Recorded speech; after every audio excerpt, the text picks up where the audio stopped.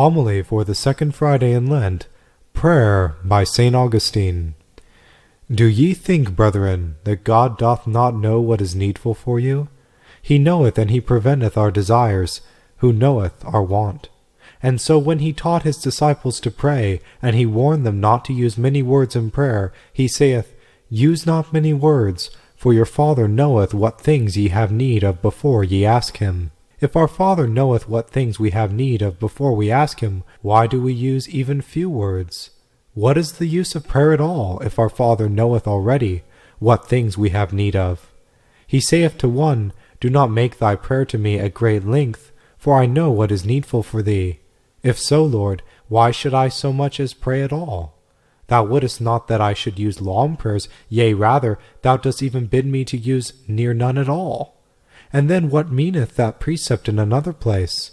For he who hath saith, Use not many words in prayer, saith in another place, Ask, and it shall be given to you. And that thou mightest not think that this first precept to ask was curiously given, he added, Seek, and ye shall find. And that thou mightest not think that this was too given curiously, see what he added further. See with what he finished, Knock, and it shall be opened unto you. See what he added? He would have thee ask that thou mayest receive, and seek that thou mayest find, and knock that thou mayest enter in. Seeing then that our Father knoweth already what is needful for us, and how do we ask? Why seek?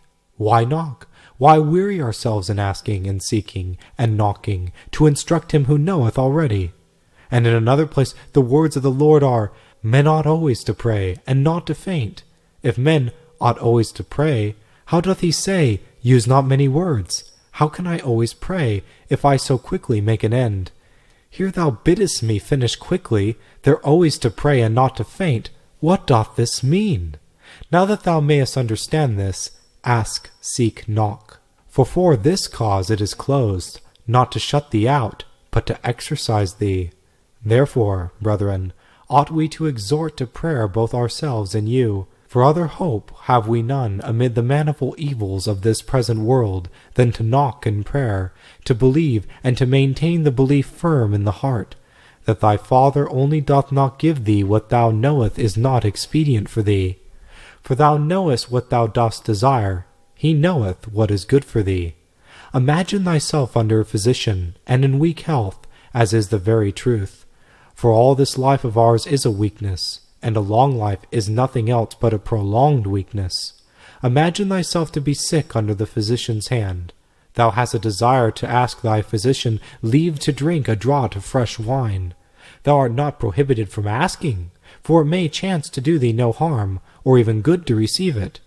Do not then hesitate to ask. Ask, hesitate not. But if thou receivest not, do not take it to heart.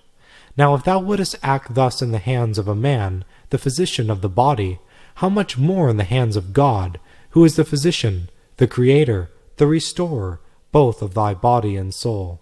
Wherefore, see how the Lord exhorted his disciples to prayer, when he said, You could not cast out this devil because of your unbelief.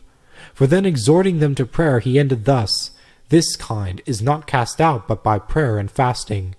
If a man must pray to cast out devils from another, how much more to cast out his own covetousness?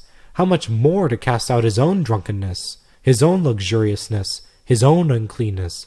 How many things in a man are there, which if they are preserved in, allow of no admission into the kingdom of heaven?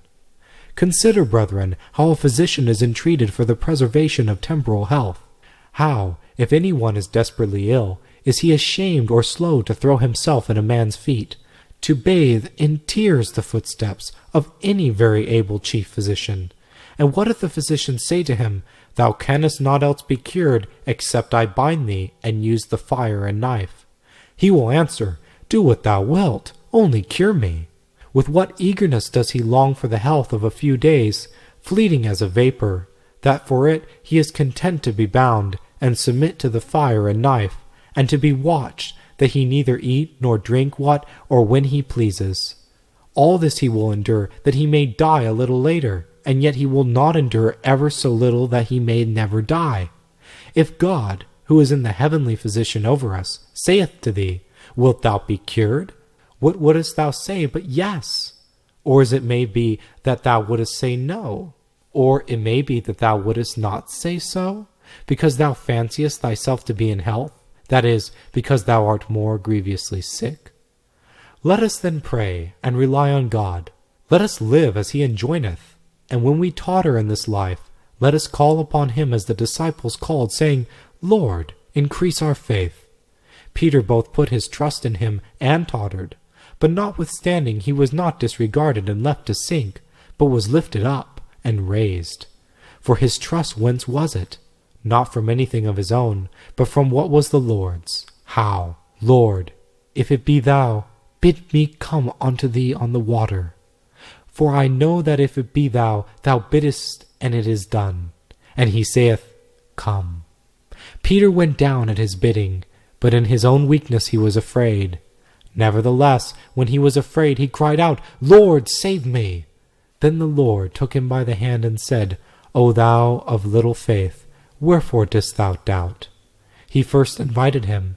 He delivered him, as he tottered and stumbled, that it might be fulfilled which was said in the psalm, If I said, My foot hath slipped, thy mercy, O Lord, aided me. Thus are then two kinds of blessings, temporal and eternal. Temporal blessings are health, substance, honor, friends, a home, children, wife, and the other things of this life in which we are sojourners. Put we up then in the hostelry of this life as strangers passing on, and not as owners intending to remain. But eternal blessings are first. Eternal life itself, the incorruption and immortality of body and soul, the society of angels, the heavenly city, glory unfailing, Father and fatherland, the former without death, the latter without a foe. These blessings let us desire with all eagerness, let us ask with all perseverance, not with length of words, but with the witness of groans. Longing desire prayeth always, though the tongue be silent. If thou art ever longing, thou art ever praying. When sleepeth prayer? When desire groweth cold? So then let us beg for these eternal blessings with all eager desire. Let us seek for those good things with an entire earnestness. Let us ask for those good things with all assurance. For those good things do profit him that hath them. They cannot harm him.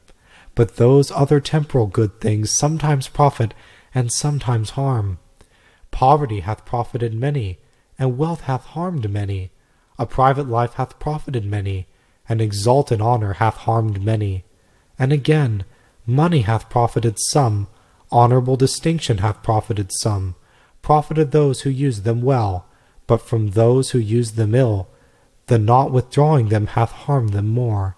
And so, brethren, let us ask for those temporal blessings too, but in moderation, being sure that if we do receive them, he giveth them, who knoweth what is expedient for us. Thou hast asked, and what thou hast asked hath not been given thee? Trust thy Father, who would give it to thee, were it expedient for thee. Lo, judge in this case by thine own self.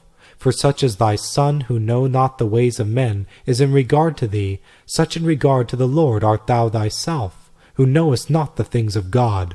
Lo, thy son cries a whole day before thee, that thou wouldest give him a knife or a sword. Thou dost refuse to give it him. Thou wilt not give it. Thou disregardest his tears, lest thou shouldest have to bewail his death.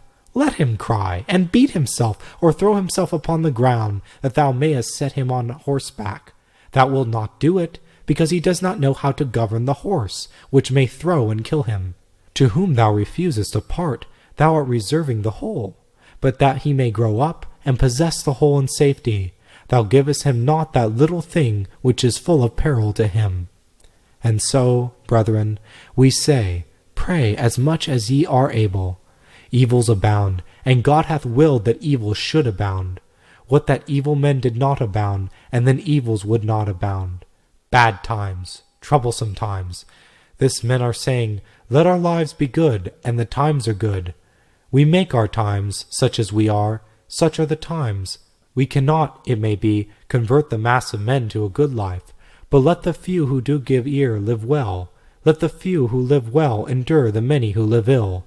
They are the corn, they are in the floor. In the floor they can have the chaff with them. they will not have them in the barn. Let them endure what they would not, that they may come to what they would. Wherefore are we sad, and blame we God? Evils abound in the world, in order that the world may not engage our love. Great men, faithful saints, were they who have despised the world with all its attractions.